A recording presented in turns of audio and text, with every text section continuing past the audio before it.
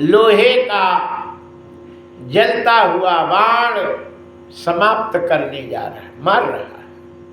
मुझे मार दे कोई बात नहीं, लेकिन मेरे गर्भ की आप रक्षा हो जाए। भगवान कभी गर्भ में नहीं जाते, भगवान प्रकट होते हैं। भय प्रकट कृपाला दीन दयाला कौशल्या हितकारी, हर्षित महतारी मुन मनहारी अद्भुत रूप विचारी। लोचन अभिरामा तन घनश्यामा निज आवत भुचारी, चार हाथ थे शंख चक्र गदा पद्म धारण किए हुए भगवान ने कौशल्या को दर्शन दिया। कौशल्या ने से कहते हैं, माँ मैं बच्चा बन गया, मैं आ गया तुम्हारा बच्चा। कौशल्या ने कहा, हम ऐसे लड़का मुझे कौन चाहिए? बोले कैसे चाहिए? अरे माता पुनि बोली सोमति डोली, तजहु तात रूपा की जैसी सुलीला, अति प्रिय शीला यह सुख परम अनूपा। सुनि वचन सुजाना रोदन ठाना, सोए बालक सुर भूपा।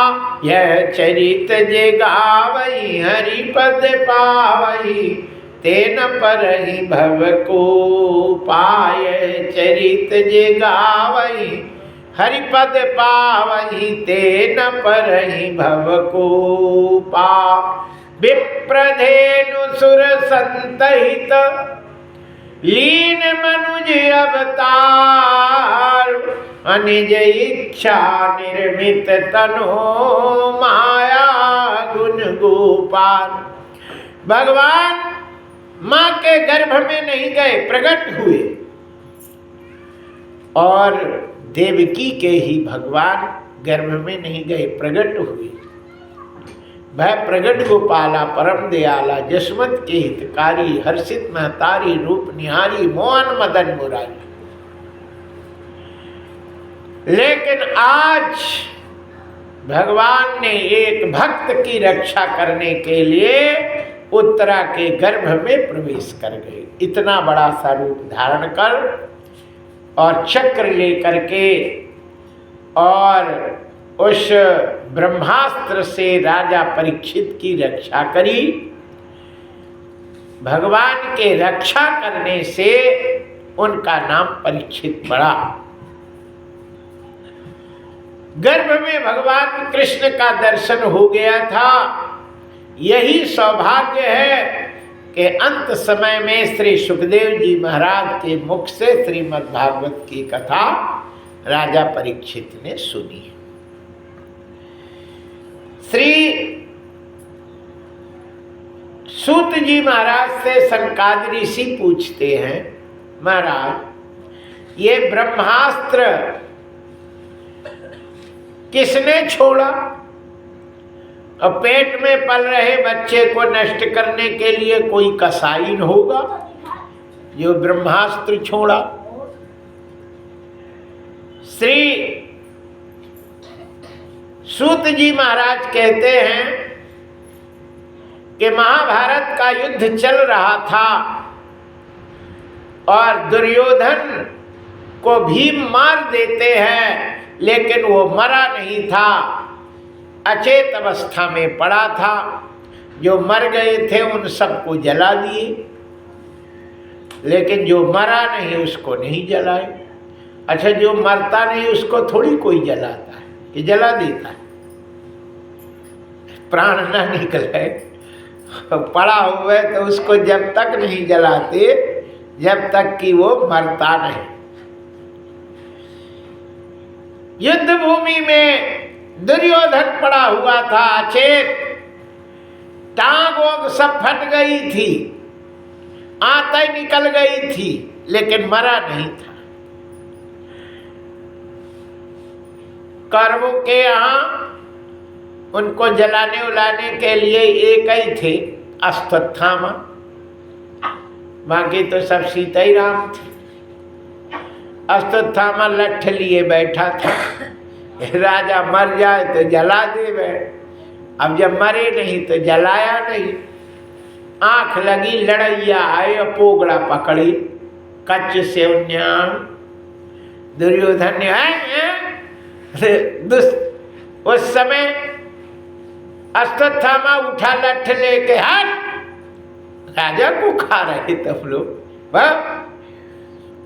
अश्वत्थामा बैठा, बोले राजा तुम मर काहे नहीं रहे, मरने की कोई उपाय बताओ तो हम फुर्सत हो जाए, तुम्हारे पीछे हमें यहाँ बैठना पड़ रहा है। दुर्योधन ने कहा मैं या तो सुखी हो जाऊं तो मर जाऊं, और या दुखी हो जाऊं तो मर जाऊं। अबे तक मैंने न दुखी भय न सुखी भय, बीच में लटका हूं, इसलिए मेरे प्राण नहीं निकल रहे। अच्छा, मरने वाले से इच्छा पूछते है ना, बोले तुम सुखी काहे में होगी ये बता दो। दुखी की तो हम नहीं पूछते, सुख करके, सुख से तुम्हारे प्राण निकले।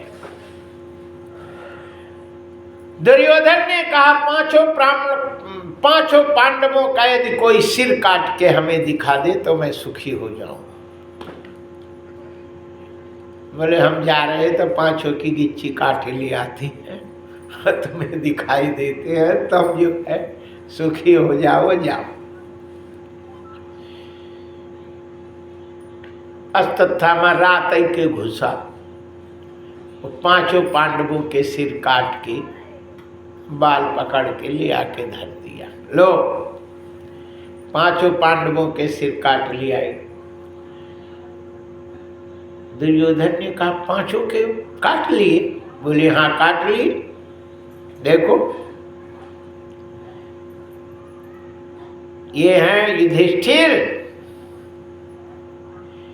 और ये हैं भीम और ये हैं अर्जुन और ये दो ही नकुल और सहदेव। दुर्योधन ने कहा कि जब अर्जुन की गिच्ची काटी तो कृष्ण कहाँ थे? बोले कृष्ण नहीं थे। बोले कृष्ण नहीं थे तो अर्जुन का सिर नहीं है। यत्र योगेश्वर कृष्णो यत्र पार्थो धनुर्धरा, जहाँ कृष्ण है वहीं अर्जुन है और जहाँ अर्जुन है वहीं कृष्ण। कृष्ण के बिना अर्जुन नहीं रहते और अब तो गए भी नहीं, और कृष्ण नहीं थे अर्जुन थे, इसका मतलब अर्जुन का सिर नहीं है। और न ये भीम का है, न ये नकुल का है, न सहदेव का है। अरे बोले नहीं, हम तो बचपन के पढ़े लिखे, हम तो देखो कैसे ये भीम कैसे है, गाल फूले भीम है। बोले उनका सिर मेरे हाथ के पास करूं। जैसे किए तो दुर्योधन ने ऐसे मारा तो वो चपटा हो गया एक कड़ से। बोले भीम का सिर इतना मुलायम नहीं है कि मेरे दबाने से फूट जाए। हम 100 भाई जब पेड़ में चढ़ जाते थे तो भीम पेड़ को नीचे हिला देते थे तो हम सबों भाई आम, पके आम जैसे नीचे बद्द बद्द गिर जाते थे। ऐसे भीम का सिर इतना मुलायम नहीं कि मेरे मारने से हो जाता तो हम कब के मार दिए होते, कब के मार दिए होते, टिक्कड़ बन जाता। ये कोई असर करने वाला नहीं है। ये उनके लड़कों का तुमने वध करके लियाए। हाय तुमने बहुत बड़ा अपराध किया। मेरे वंश में कोई बचे नहीं। मेरे भाइयों का वंश चलता तो कम से कम मेरा वंश तो चलता। हमें भाई से दुश्मनी थी लेकिन भतीजों से नहीं है। भतीज को ही तुमने मारी आई, ये ठीक नहीं किया। इस प्रकार दुर्योधन मर जाता है और उसी समय अश्वत्थामा ने उनका अंतिम संस्कार करके और भागा। पांडव जीवित है, अब मेरा कल्याण नहीं है। इधर कृष्ण भगवान पांचों पांडवों को युद्ध की विजय में शाम को ही बोले चलो जटाशंकर में भोलेनाथ के यहाँ रात्रि जागरण करेंगे। ऐसा कह करके जंगल में ले गए थे। शिविर में उनके 5 लड़के थे, उन्हीं लड़कों का उसने सिर काटा था। पांडव अर्जुन इधर पांडवों से कहते हैं शिविर में कुछ अनहोनी हो गई, हम लोगों को चलना पड़ेगा। और जैसे जाते हैं तो वहाँ पांचों, द्रौपदी रो रही थी, पांचों पांडवों ने द्रौपदी से कहा कि हम तुम्हारा आंसू तो जब पूछेंगे जब मेरे पुत्र के वध करने वाले का मैं गर्दन काट दूंगा। युधिष्ठिर कहते हैं, भीम कहते हैं, मैं उसकी छाती फाड़ कर, पेट फाड़ कर आंतें निकाल लूंगा। और नकुल ने कहा मैं तो तलवार से उसे झुनी झुनी काटूंगा। तो युधिष्ठिर ने कहा मैं बल्लम से उसकी आंत निकाल लूंगा, प्राण खत्म कर दूंगा। सब समस्या प्रतिज्ञा करके कृष्ण से कहते हैं, बताओ सोते हुए को मारने वाला कुलंगार अताताई, उसको बताइए, मैं उसका वध करूंगा। भगवान श्री कृष्ण ने कहा चलो। अश्वत्थामा के पास रख दिया। अश्वत्थामा घबरा गया और उसके पास तो एक ही अस्त्र था, वो था ब्रह्मास्त्र। और उसने कहा जाओ पांडवों का विनाश हो जाए, और ऐसे छोड़ता है। तब पांडवों का विनाश तो उत्तरा के गर्भ में पले हुए लड़के से था, और वो उत्तरा के गर्भ में लगता है। और भगवान ने अश्वत्थामा को पकड़ करके और बांध करके उसको द्रौपदी के सामने खड़ा कर दिया। द्रौपदी ने अश्वत्थामा को देखा और पांडवों से कहते हैं इसको छोड़ दो, ये ब्राह्मण है, ब्राह्मण का कभी भी वध नहीं करना चाहिए और अताताई को कभी छोड़ना नहीं चाहिए। जो सोते हुए को मारे वो अताताई, जो छायादार पेड़ को काट दे वो अताताई, जो पीने वाले पानी में मलमूत्र और गंदगी कर दे वो अताताई, जो खड़ी फसल को नष्ट कर दे वो अताताई। ये सब अताताई है और अताताई को कभी जिंदा नहीं छोड़ना चाहिए, लेकिन ब्राह्मण का कभी वध नहीं करना चाहिए। ये अश्वत्थामा ब्राह्मण है और अताताई भी है, इसलिए ब्राह्मण का कभी वध नहीं करो। ब्राह्मण का अपमान कर दे तो वध के बराबर होता है ना। इसलिए ब्राह्मण का कभी अपमान नहीं करना चाहिए, है ना। ब्राह्मण का कभी अपमान कर दे तो उसके वध के बराबर, जो वध है उसकी हत्या का पाप होता है, उतना बड़ा पाप लगता है। भगवान श्री कृष्ण ने कहा ये ब्राह्मण है, अताताई है, इसका वध नहीं करना चाहिए, अताताई को छोड़ना नहीं चाहिए, इसलिए इसका अपमान कर दो, वध के समान ही है। और उन्होंने सीधे के सीधे उस अश्वत्थामा के मूछ और दाढ़ी और बाल बना के काले रंग की मणि थे उसको निकाल करके छोड़ दिया गया। कहते हैं कि द्रौपदी भगवान श्री कृष्ण के परम प्रिय भक्त में से कही जाती है, क्योंकि द्रौपदी में ही दया है। क्योंकि जिसके 5-5 लड़के को वध करने वाली को द्रौपदी ने उसको मुक्त कर दिया, छुड़ा दिया, क्योंकि द्रौपदी ने कहा ये ब्राह्मण है, इसने जो भी किया तो किया, लेकिन इसको मारने पर मेरे पुत्र जीवित नहीं होंगे। और मुझे ये मालूम है कि इसकी माँ के पति तो है नहीं, केवल लड़का ही है, और उसका वध हो जाएगा तो वो कैसा लगेगा, इसलिए इसको छोड़ दो। और उस अश्वत्थामा को छोड़ दिया गया।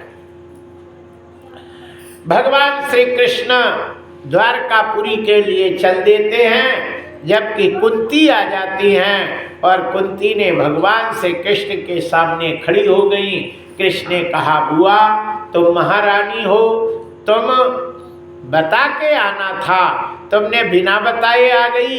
कुंती ने कहा कन्हैया मांगने वाला कभी बता के नहीं आता है, बिना बताए ही चला जाता है ना। अब बता के जावे तो कौन मिलता है, और बिना बताए चला जाए तो कहो मिली जावे। जय जय श्री सीताराम। अच्छा भीख मांगने वाला कभी बता के नहीं आता, मांगने वाला भी बता के नहीं आता, ऐसा ही आ जाता है। कृष्ण भगवान ने कहा, बुआ ऐसी कौन सी चीज है जो तुम मुझसे मांगना चाहती हो और ना मिलने की संभावना हो? कुंती कहती है कि तभी तो मैं आई हूं, ना मिलने की संभावना से। कृष्ण ने कहा, ऐसा कुछ नहीं है, तुम्हें मिलेगा, बोलो क्या चाहिए। कुंती ने क्या मांगा? विपदा सन्तु न शश्वत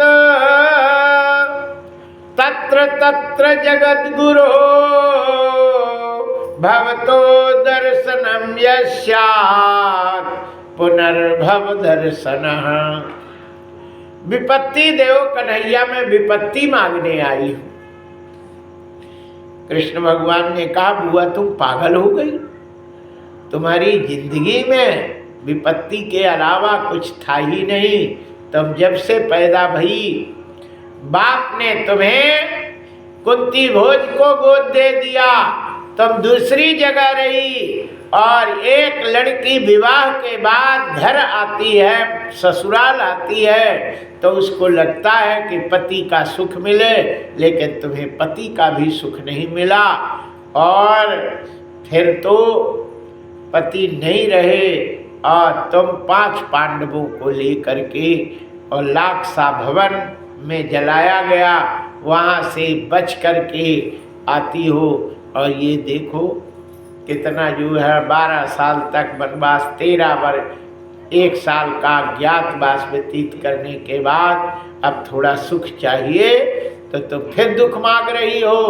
कुंती ने कहा, कन्हैया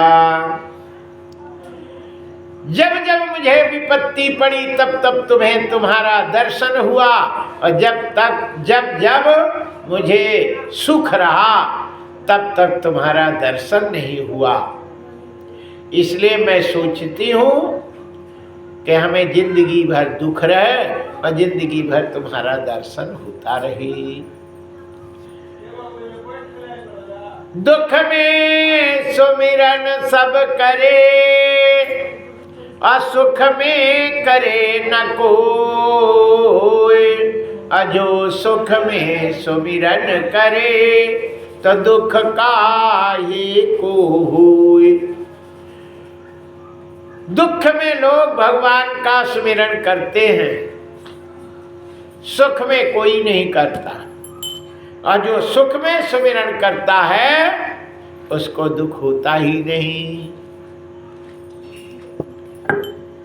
विशान महाग्नि पुरुषाद दर्शना, दशत सभाया वनवास कृक्षता, मृधे मृधे नेक महारथस्त्रतो, द्रोणेन चस्यास्म हरिभिरक्षिता। कुंती कहती है, कन्हैया अब मैं तुम्हें जो बात बताने जा रही हूं उसे सुनो। क्या? बोले, जब जब मुझे विपत्ति पड़ी तब तब तुमने दर्शन दिया और मुझे उस विपत्ति से हटाया। नंबर 1, कौन सी विपत्ति? विषान। भीम को दुर्योधन ने खीर बना करके और उसमें जहर मिला करके पिला दिया था। भीम खत्म हो गए थे और भीम को उठा करके और गंगा में पटक दिया था, और वो बहते बहते जा रहे थे। बासुकी नाम की एक लड़की थी, वो भोलेनाथ की तपस्या कर रही थी, और भोलेनाथ की तपस्या में उसने बढ़िया फूल भोलेनाथ को चढ़ाती है। अच्छा, पूजा की व्यवस्था है कि संसार के जितने भी फूल होते हैं वो बासी हो जाने पर मरे हो जाते हैं, मुर्दा हो जाते हैं, और बासी फूल चढ़ाना नहीं चाहिए। और कछु लोग ज़्यादा फूल आ जाएं तो फ्रिज में धर दी थी, अच्छे गुलाब, और सवेरे उठा के ओम नमः शिवाय जय सिया राम। ऐसे उस लड़की ने किया, खूब बढ़िया गुलाब की आ गई, सो खूब यो चढ़ाई। अब बोले कल और चढ़ा देगी। और जैसे ही फ्रिज में ठंडक में रख दी, दूसरे दिन फिर निकालती है और उठा के कहते हैं ओम नमः शिवाय। जैसे सिर पे रखे शंकर जी प्रकट हो गए। मरा हुआ फूल चढ़ाई, अब तेरा मरा पति मिलेगा।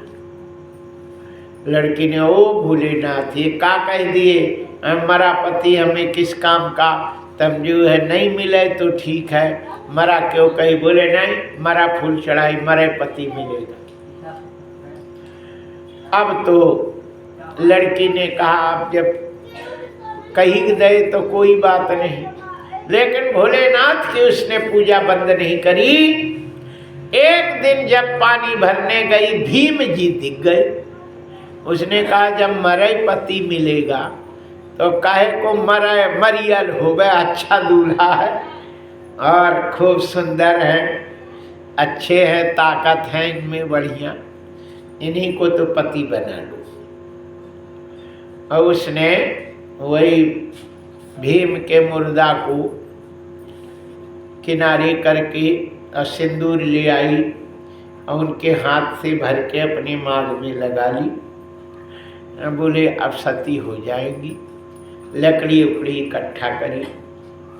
सांपों ने सोचा कि वो दत्ता कैसी मोड़ी मरी मराई में मर रही है, कौन अच्छा होता जिंदा होता। तो उन सांपों ने स्वभाववश भीम को काटा और कहते हैं कि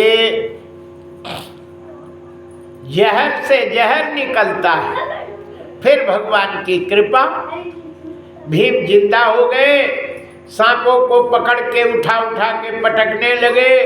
बासुकी नाग आ गया, बोले अपने रिश्तेदार हैं, मेरी मोड़ी के घर से हैं, मेरे दामाद हैं, इनसे लड़ो नहीं और इनको जो है स्वागत करो, अमृत का कुंड है पिलाओ। भीम ने वहाँ बहुत सा अमृत का कुंड पी करके और बलिष्ठ हो करके आए। कुंती कहती है कि विशाल महाग्नि पुरुषा ददर्शना, महान अग्नि जो लाख सा भवन था उससे आपने रक्षा करी। महाग्नि, विशाल महाग्नि पुरुषा ददर्शना, पुरुषों का प्रदर्शन था, मछली का भेदन करना था। आपकी कृपा से अर्जुन उस मछली के आँख का भेद करके द्रौपदी से विवाह करके लाते हैं।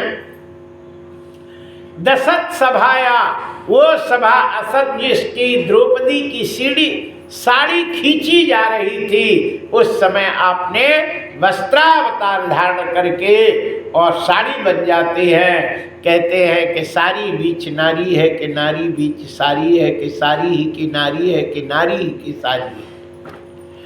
इतनी साड़ी बढ़ी कि ये किसी को पता नहीं चला कि सारी बीच नारी है कि नारी बीच सारी है, सारी ही की नारी है कि नारी ही की सारी है। साड़ी साड़ी ही पहाड़ लग गया, लेकिन एक अंग खाली नहीं हुआ। ये आपकी कृपा। जय जय श्री सीताराम।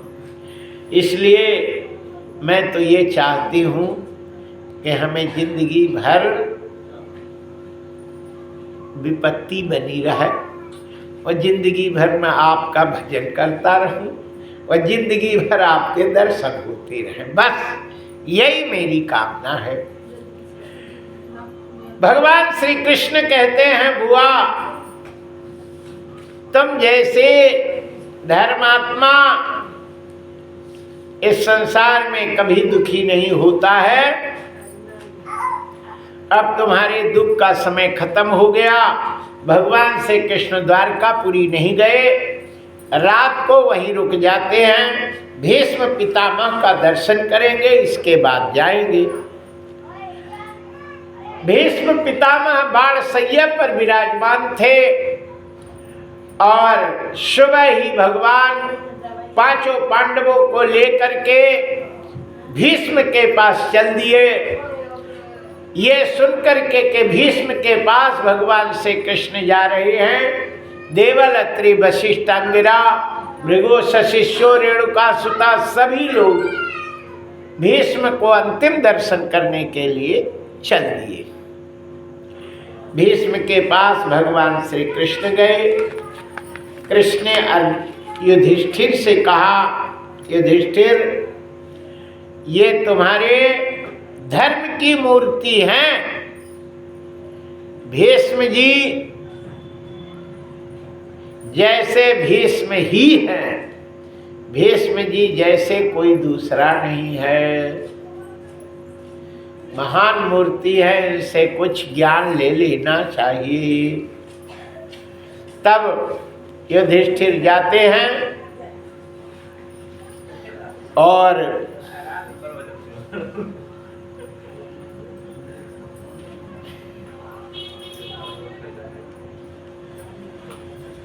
भीष्म के पैर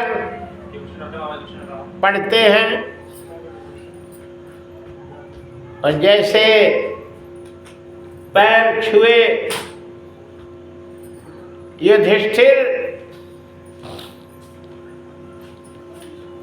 को देखकर भीष्म कहते हैं, बेटा रो नहीं। इस संसार में मेरी इच्छा के बिना कोई मुझे मार नहीं सकता।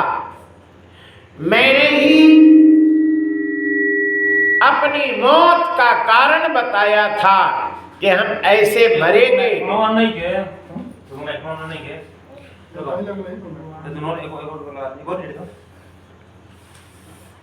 क्यों भैया, तेरे स्टैंड नहीं है? ये कैसा तेरा स्टैंड? नहीं बाबा, दे रहे हैं। एक को हाँ दे दीजिए।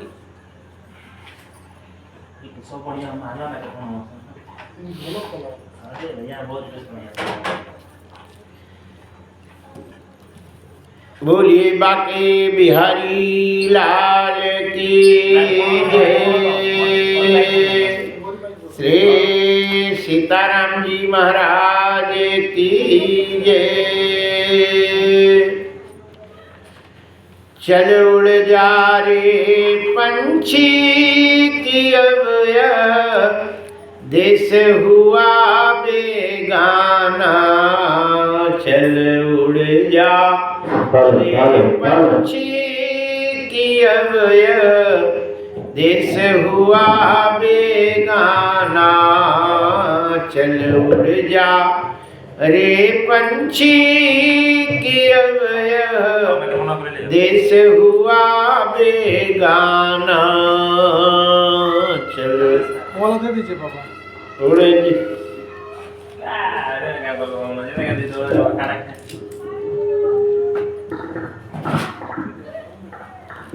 बोलिए बाके बिहारी लाल की जय। श्री कृष्ण भगवान की जय।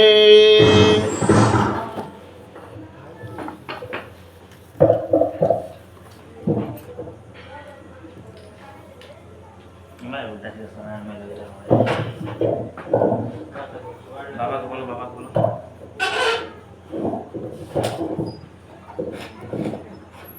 बोलिए बाके बिहारी लाल की जय। हरिशरणम।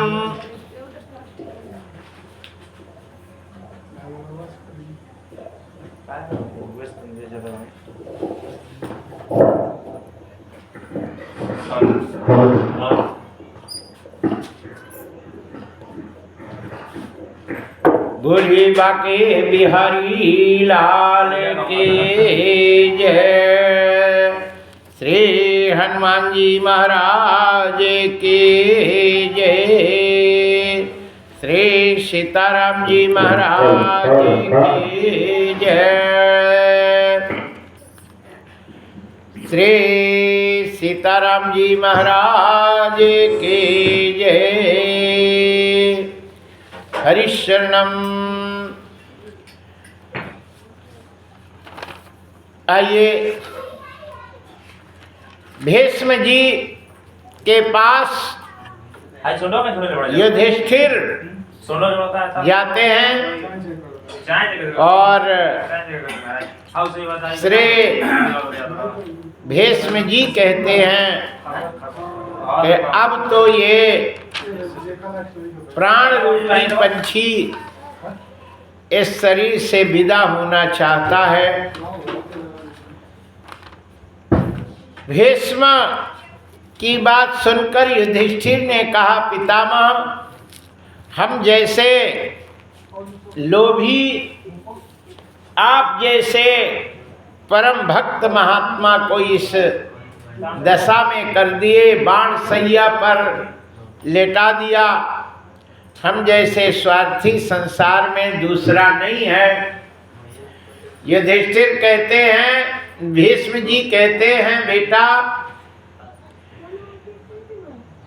तुम धर्मात्मा हो, धर्म में हो। हम यही चाह रहे थे कि हस्तिनापुर एक धर्मात्मा के हाथ में पहुंच जाए, दुर्योधन जैसे दुष्ट के हाथ में ना पड़े।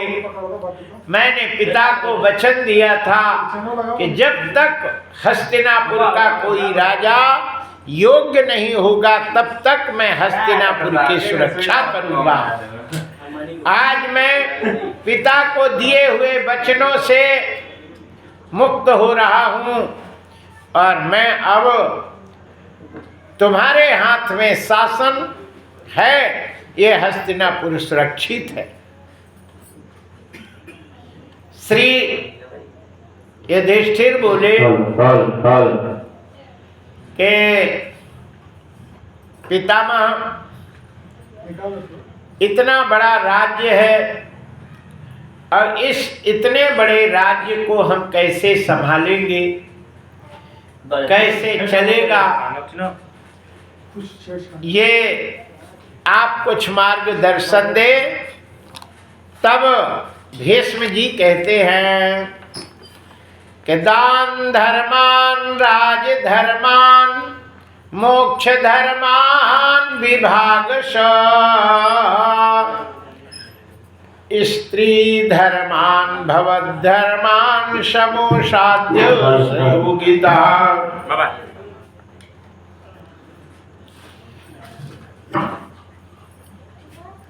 ये का हो गया? कुछ जुगाड़े वाला लगा है। बोलिए बाकी बिहारी लाल की जय, श्री कृष्ण भगवान की जय।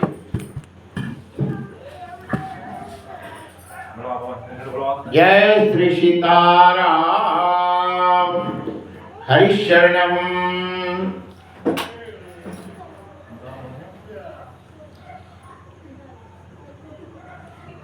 युधिष्ठिर कहते हैं,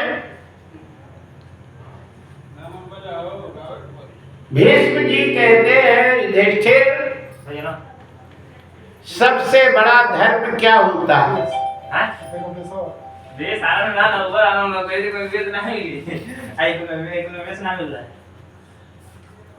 हरिशरणम।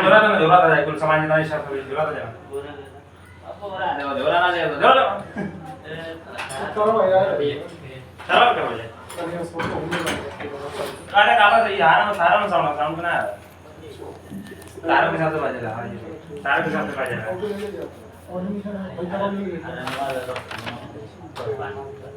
हो गया रे। छोटा दे भी छोटा है। ढेर फोन करो। अल्लाह के अल्लाह के मुझे बहुत अधिकार है। कौन है तो दोबारा सामान बैठे तो मत ले यार। जाओ और एक साहब जरा। जिंदगी भर काम करते रह गए, हरि भजन को हम तरसते रह गए। जिंदगी भर काम करते रह गए, जिंदगी भर काम करते रह गए। हरि भजन को हम तरसते रह गए। तरसते रह गए। जिंदगी भर काम करते रह गए, हरि भजन को हम तरसते रह गए।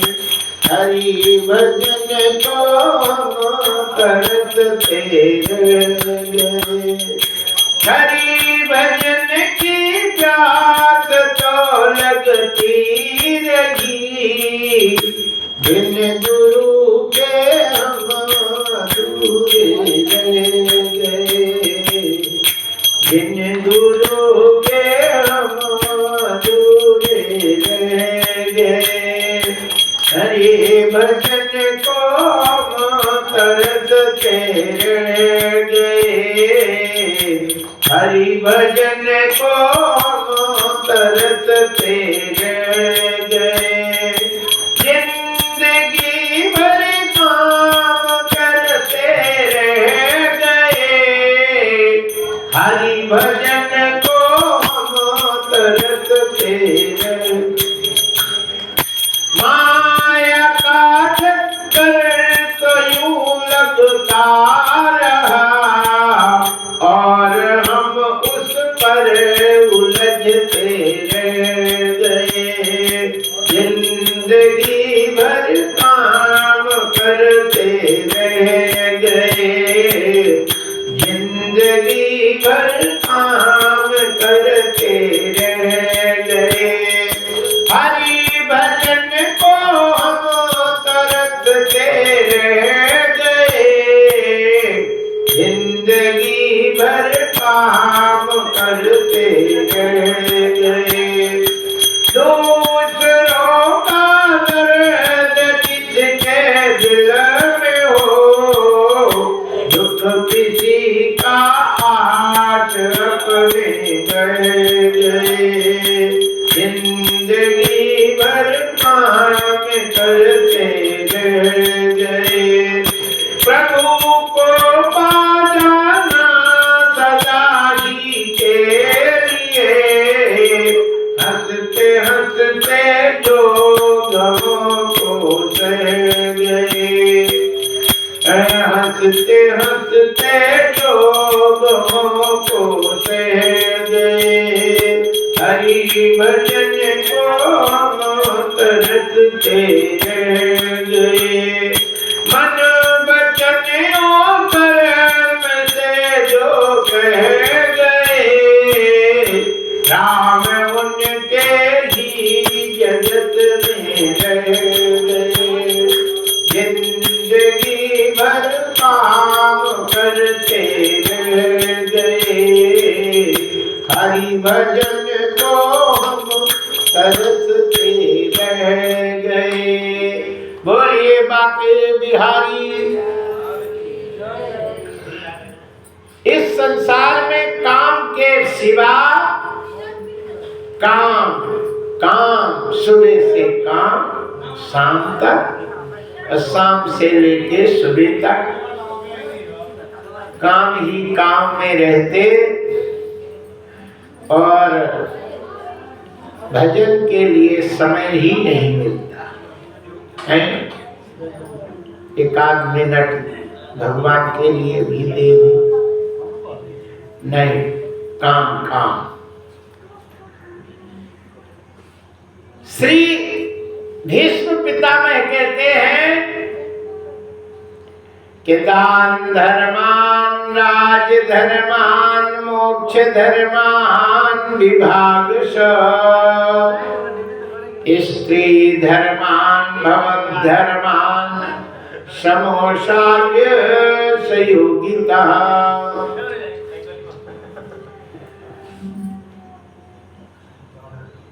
कहते हैं कि सबसे बड़ा धर्म क्या है? सभी लोग ध्यान दे के सुने। ये जो शरीर है ना, ये शरीर अपना नहीं है। किसी दूसरे की चीज को बर्बाद करना, खराब कर देना, ये सबसे बड़ा अधर्म है। और दूसरे की चीज को सही सलामत रखना यही धर्म है। माँ बाप ने ये शरीर देते हैं और इस शरीर को हम उल्टा सीधा खा के नशा करके इसको बर्बाद कर देते हैं। इसलिए सबसे बड़ा धर्म है कि जैसा है वैसा तो कर ही देना चाहिए।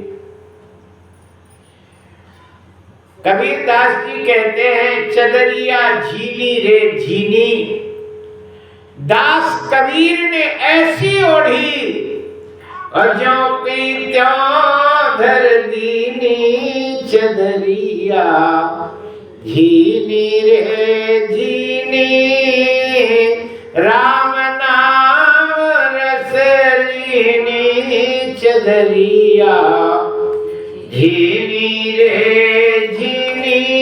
ये शरीर ही चादर है और ओढ़ने वाला जीव है। तो कबीर कहते हैं, दास कबीर ने ऐसी ओढ़ी और ज्यों का त्यों धर दी, जैसी थी वैसे ही रख दे, इसको खराब नहीं करना चाहिए। लोग गुटखा खा के, है ना, दारू पी के, का करके पूरे बर्बाद कर देते हैं ना। जैसे इनके दद्दई का हो गए, दूसरे की शरीर, माँ बाप के शरीर को बर्बाद कर रहे हो, कितना बड़ा पाप लगता है। अच्छे से रखना चाहिए। इसलिए राजधर्म, दान धर्म राजधर्म, दान धर्मान राजधर्मान, मोक्ष धर्मान विभागसो, स्त्री धर्मान भवत धर्मान सबो साध्यो संयोगिता। श्री भीष्म जी कहते हैं कि इस शरीर को सही रखने के लिए सही कार्य करना चाहिए। नंबर 1, शरीर कैसे सुरक्षित रहता है, इसके खान पान, रहन सहन आदि युक्त होता है तो ये सही रहता है।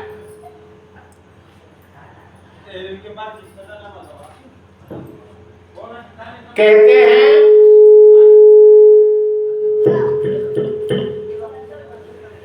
मनुष्य को थोड़ी आवाज कम कर भैया, ही छिन्न छिन्न कर रहा है। जय जय जय जय श्री सीताराम। हरिशरण, हाँ सही है। बोलिए बाके बिहारी लाल की जय। भीष्म जी कहते हैं कि शरीर खराब कहां से होता है, इसके लिए बता रहे। सब लोग ध्यान दे के सुनेंगे। प्रांचम दिस्रस्तस्य यस्याया मध्यमानपा, सदैवं स्वपदः पुंसां विपरीतां तुरोगदः। रोग काहे में आता है? पूरब के तरफ सिर करके सोने से विद्या आती है और उत्तर के तरफ सिर करके सोने से दुख आता है, जल्दी मौत आती है।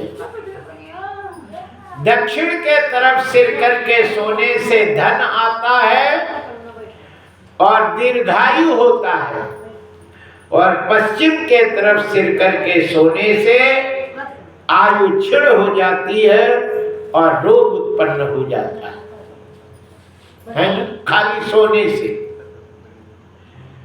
इसलिए आप लोग समझ जाओ कि किधर सिर करके सोती है। किधर करके सोते हैं ध्यान रख लो। और तुम लोग खाली सोने से ही है ना इतना बड़ा असर करता है। इसलिए दक्षिण के तरफ सिर करके सोने वाला धन को प्राप्त करता है और बहुत दिन जीता। और पूरब के तरफ सिर करके सोने वाला विद्या को प्राप्त करता है। प्रांचादिशिरस्तस्य याभ्यायामथमान्य पर, वो